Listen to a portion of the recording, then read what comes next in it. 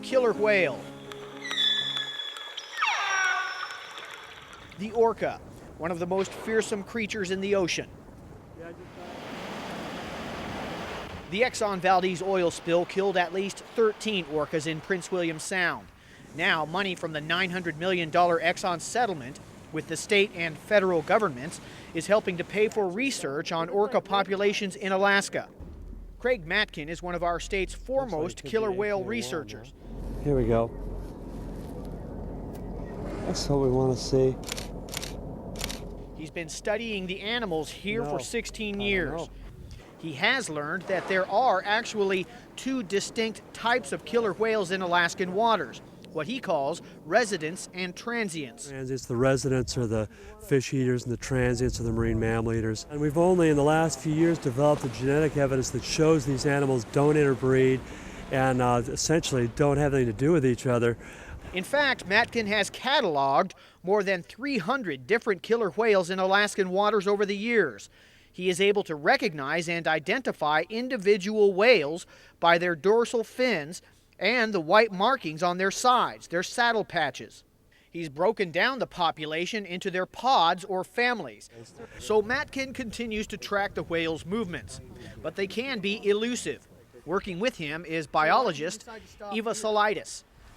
This is a place where we normally see killer whales, often coming through the cut here between these two islands, and you can also hear out into the Gulf or across to the other side of the bay. So it's just a good kind of place where different passages meet together.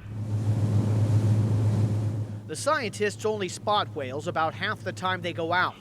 After several hours of searching with no luck, the scientists learn there may be a large pod of orcas near Rugged Island about 12 miles southeast of Seward.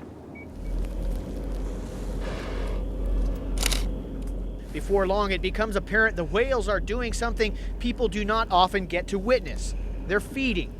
Yeah, look at this. Look at, oh, it's got a fish on its snout. It's big too. Yeah, it's a big fish. You should go over there. Oh yeah, look at the fish. Look at this fish. Look at the fish. Here it comes. Look at this. Is it a king? Yeah, it is. It's a small king. Whoa! Oh, God. As they follow the whales, the scientists occasionally stop to monitor their underwater sounds. Listen to this. That clicking sound is how the whales locate fish to feed on. Now, listen to this.